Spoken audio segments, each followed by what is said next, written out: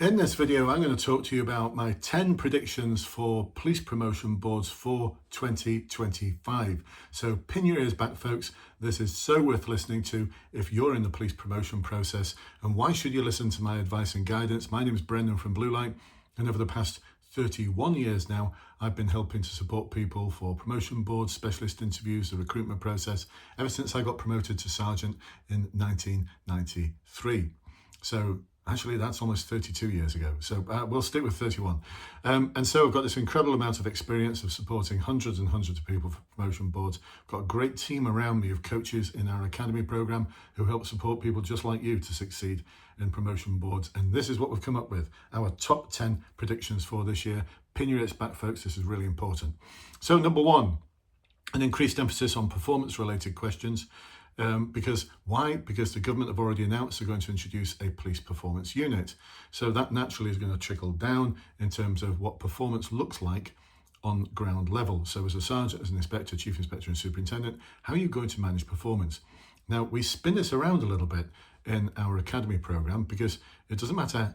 If we return to the old days of, you've got to achieve 3 sanction detections every week and 5 arrests or whatever, everyone just goes for the low-hanging fruit and it just becomes a world of perverse police behaviour. Forces go to special measures and we just move away from that, and then we start all over again 10 or 15 years later like we've not learned anything, a bit like now. So what we focus on inside our academy program is something we call ethical performance. So performance that people can get behind, because there's not one police officer who joined the police with a desire to really succeed in terms of performance tables. That's not what anyone joined the police to do. And they will become numb to being bashed over the head with stats eventually. I know this. I was there 15 years ago during austerity, before austerity, when we had grip and all of the other madness around targets. And so that's something to focus on as well. Number 2, standards. And what we mean by this is standards of investigation, standards of how you deal with vulnerability. And the big one is standards of behaviour. Now, one of our clients in the academy, one of the things we recommend they do is go and speak to someone very, very senior and ask them the question, what is it that keeps you awake at night? And this one ACC talked about gross misconduct cases that are going to come to fruition at some point in the future. This particular force has over 100. And it's a lot over 100. It's quite shocking, actually. And this ACC believes that most of them are going to get dismissed and some of them are going to go to prison. And so that really worries them, standards of behaviour. And so one of the things we talk about a lot in the academy program is how we're going to answer questions about that that are very real world, very practical, and based on your experience as well, not just what you think you're going to do in the future, but what you're actually doing now to improve things. And don't just quote force policy, because it's not working. Whatever the force policy is, it's clearly not working because we've got so many officers who are committing acts of misconduct and gross misconduct. So something has to change. Number 3, trust and confidence. We think this is a big one as well. The relationship with communities is starting to get very fragile, if not fragile already. So to what extent do you feel as a police officer or as a policing team that you're a part of the community versus apart from the community? And there's a scale out there, isn't there? A part of it, apart from it. Where are you on that continuum? And if you are apart from it, what are you doing to actually make sure that your officers and the community feel as though you're a part of it? So that is a huge one.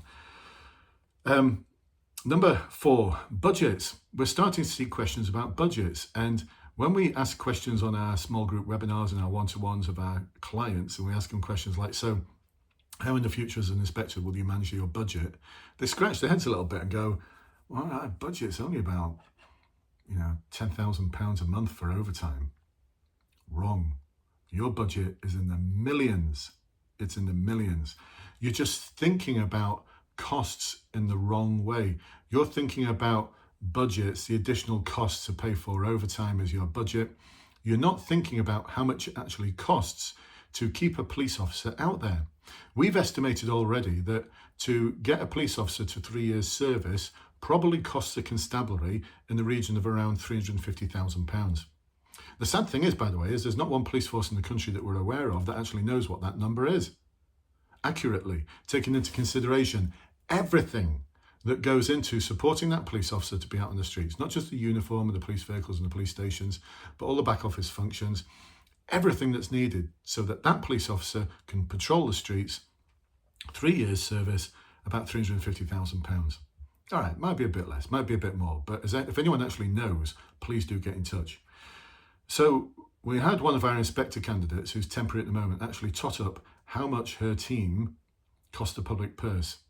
It was in excess of 1.5 million.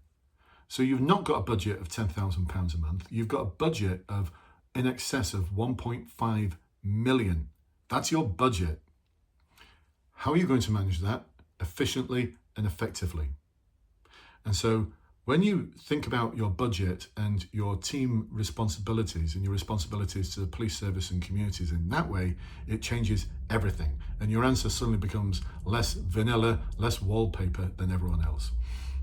All right, number 5, neighbourhood policing.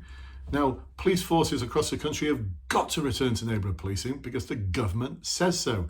The problem is, after over a decade of austerity, where neighbourhood policing was seen as the nice to do, a lot of forces have decimated their neighbourhood policing teams, or they've got a neighbourhood policing team, but actually it's more like a response team.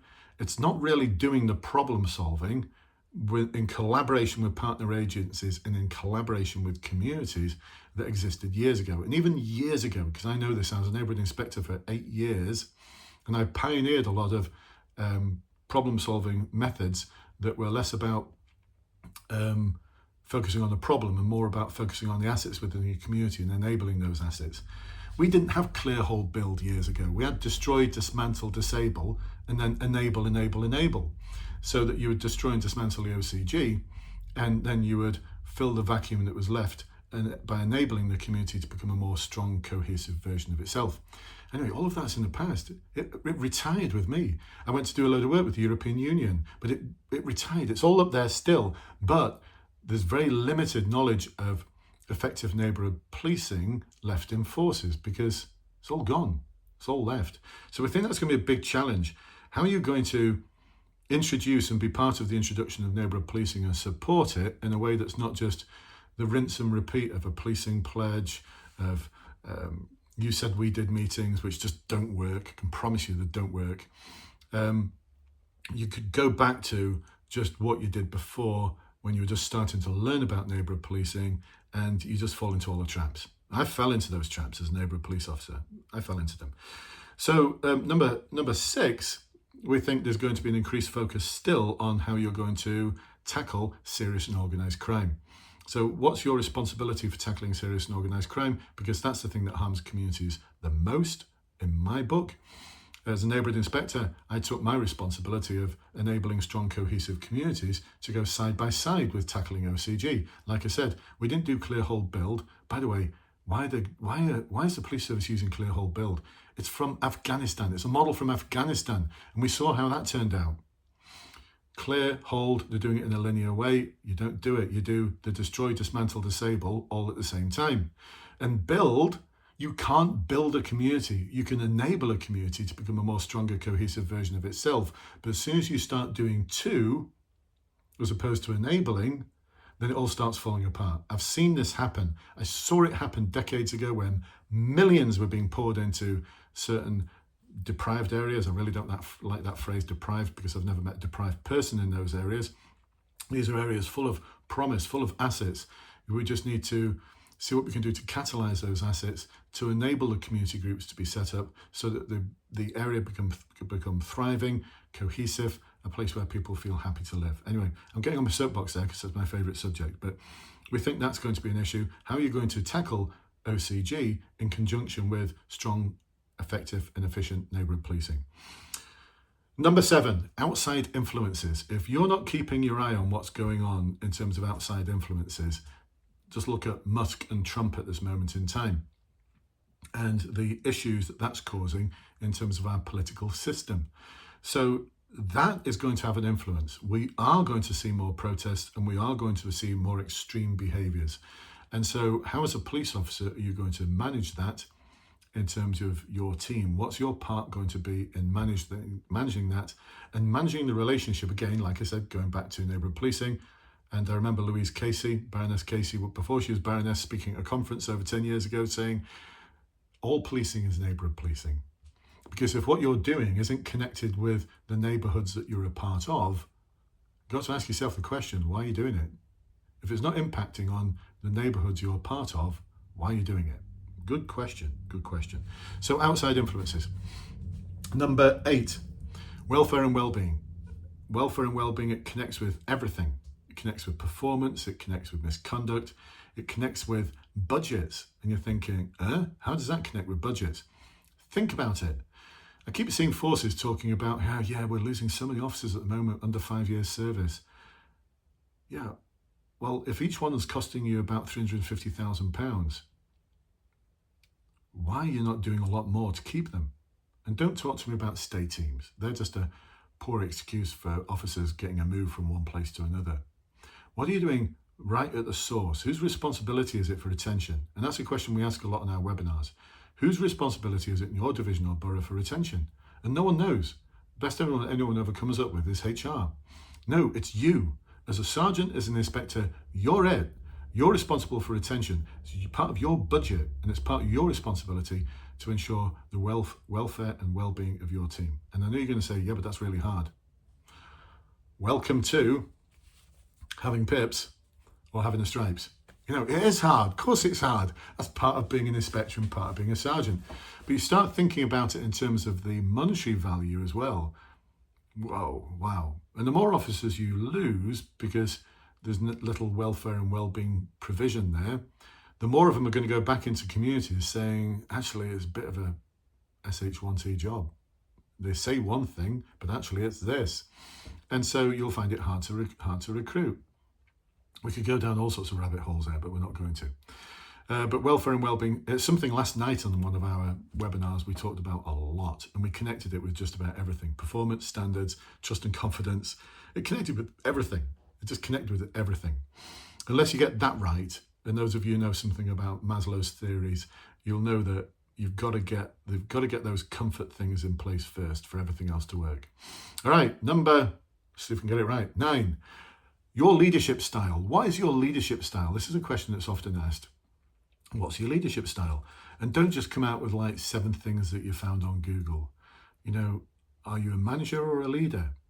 Which one do you warm towards most? Do you know the difference between manager and leader? If you are a leader, how does that work? How do you mitigate the fact that you are less manager? If you're more of a manager, how do you mitigate the fact that you're less leader? You can't really, I don't know many people who are awesome managers and awesome leaders. So we talk about things like that as well, because if you just come out with the same shopping list that everyone else is coming out with, it's like, dull, boring, wallpaper vanilla. No one's interested, especially on the board. And this links in with number 10. And this is one that I talk about all the time in our academy program, and that's value. So at your board, are you seeing it as a tick box process just to get through the promotion system? Or are you seeing it as your opportunity to give your personal pledge to the police service about what they're going to get when they promote you to inspector, when they promote you to sergeant? And yes, those are my old epaulets. That was my old collar number, 8001. So what value are you going to add? And so many candidates fail to articulate clearly the value that they're going to add. And it doesn't have to be something like, I'm going to invent the next greatest thing. It just needs to be value added. So they can be really crystal clear that you are the person they want. They'll be on the edge of their seats thinking, I'm really enjoying this board. They'll be sat there thinking, I've been an idiot if I failed this person. And they'll also be thinking, and I want this sergeant, I want this inspector on my borough or division. And why this is so important? Well, we know that the numbers getting promoted is going to get smaller. We've already seen the memo, internal memo from the Met. It wasn't protectively marked, so we're okay. We've seen an internal memo from the Met that talked about the rationale behind reducing the number of sergeant vacancies. You used to have to get 28 out of 50 to become a sergeant in the Met. Now it's 40 out of 50 on the board. So it's got harder. So value is everything. All right. I want to get this done in less than 15 seconds. So if you want to find out more value that we can offer you, then check the link below to come and join our Facebook group. And I shall see you on the other side. Take care for now.